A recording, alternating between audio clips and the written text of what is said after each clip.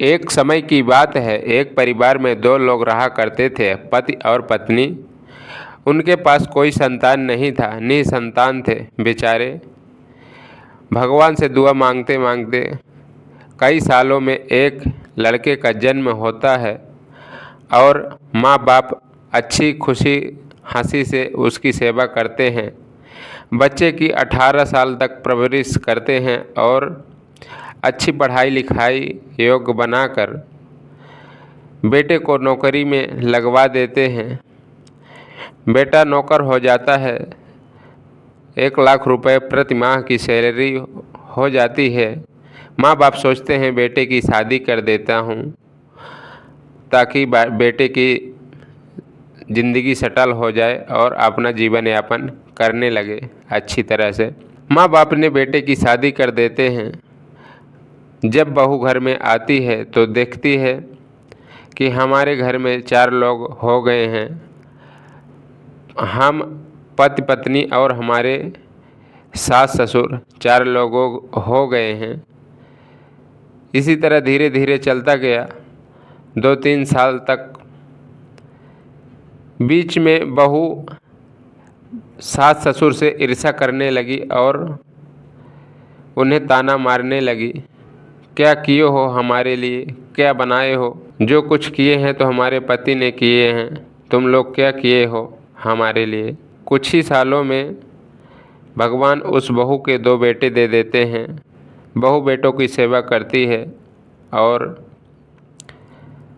जिस तरह उस माँ ने अपने बेटे को पाली थी उसी तरह बहू ने अपने बेटे को भी पाल रही है। पर बहू को समझ नहीं आ रहा है कि जिस तरह हम अपने बच्चे को पाल रही हूँ उसी तरह हमारे पति को भी हमारी सासू माँ ने पाली होगी, क्यों हम अपने सासू माँ को तकलीफ़ दूँ। पर वो नहीं समझी। समझने के लिए लोगों को उदाहरण चाहिए, उदाहरण से अच्छी तरह से समझ जाते हैं। जब बच्चे 4-5 साल के हो जाते हैं तब एक जगह रिश्तेदारी से बर्थडे पार्टी का निमंत्रण आता है, तो बहू बेटे और दोनों बच्चों तैयार हो जाते हैं।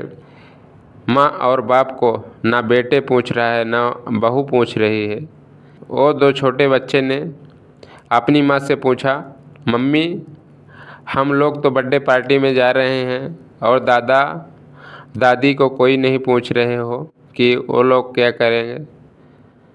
तो बच्चों की माँ बोलती है, उनको वहाँ कहाँ ले जाएंगे बुढ़ी बुढ़ा को, यहाँ एक प्रोग्राम है आज, वहाँ चले जाएंगे, भंडारा में पड़े रहेंगे, वहाँ नहीं ले जाएंगे।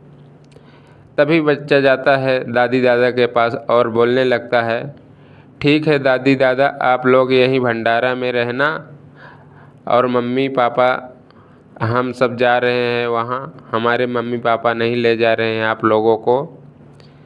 तो जब हम बड़े होंगे, हमारी शादी हो जाएगी, जब कहीं से निमंत्रण आएगा तो हम परिवार में सब जाएंगे, पर अपने माँ बाप को इसी तरह आप लोगों की तरह भंडारा में छोड़ देंगे, इधर ही पड़े रहेंगे।